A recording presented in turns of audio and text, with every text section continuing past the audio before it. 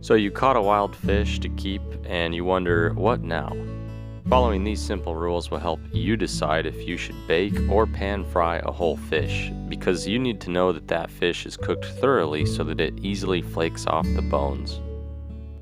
And if an oven is not available, we're going to share a couple tips to cooking any fish in a pan, no matter what size.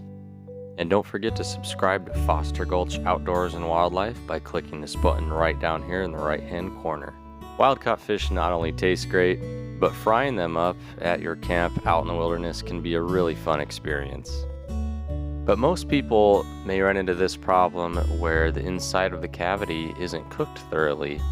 Take a look here at that white flour inside the fish. Both sides seem to be cooked well, but the oil just isn't getting inside that. Well, we're going to show you how to fix that problem here in a minute. But first, let's start with the size of the fish to help us determine if we should bake it or pan fry it. So let's begin with this simple rule, looking at the size of the fish. First, any piece of fish that is less than 2 inches thick is perfect for pan frying, but the length of the fish may vary, and that's where we need to take a look here. Now, all measurements for the fish should be taken from the tip of the tail to the head. This is all for whole fish, fresh caught, before you cut it up or anything like that. For trout, anything 12 inches or under is great for pan frying. Once trout get past that length though, they tend to fatten up quite a bit and are better for baking in the oven. Panfish, bluegill, perch, crappie, etc. are named for pan frying, but any panfish 10 inches or larger usually becomes too fat for the pan. They really fatten up after a certain length, even more so than trout. Some crappies can squeak past that point, and a 12-incher may stay on top of the stove, but we like to keep them in the oven after that size. For catfish, bass, and other large predators, anything above 15 inches should be prepared for the oven. A lot of folks measure these fish in pounds too because of their large heads. So we'll convert that for you. If any fish that's a large predator measures 1.5 pounds or more, you should start heating up the oven.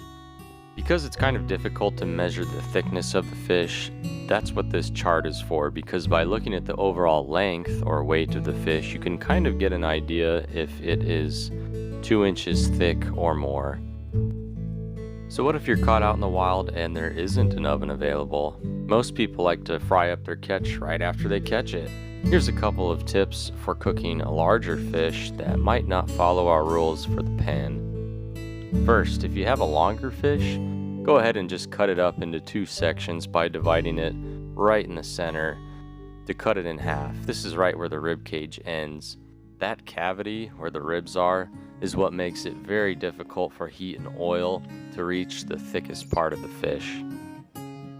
To get that oil in the hot cavity, simply tilt your pan like this and hold it in that position for 20 to 30 seconds. Once the oil is in there inside that cavity, it tends to conduct heat from the rest of the pan. Just be careful not to spill and continue flipping the fish until the meat easily flakes off the bones, and you want to check that meat where the thickest part of the fish is on that rib cage. So if your fish is way too big for the pan, go ahead and try this. Cut the fish up into steaks, so each steak is around 1.5 inches thick. Here's a little sketch to show you what they'll look like once they're cut up. You can just lay them flat in the pan, and you can do this with a pretty large fish, and the steaks will cook thoroughly and they'll flake right off the bone. If you do have an oven and your fish is too big for the pan, go ahead and heat up that oven to 400 degrees. While it's heating up, go ahead and grease a pan or aluminum foil and just lay your fish on there. Seasoning and breading is up to you. I would go light on the breading though. Cook about 8 to 10 minutes per pound of fish. That seems to work best for us. Be sure and flip the fish halfway through if you want it crispy on both sides. Touching it up with a quick broil helps too. Try these tips out in your next catch and subscribe to Foster Gulch Outdoors. Thanks for joining us, and remember to subscribe. New video every Monday. We'll see you guys next week.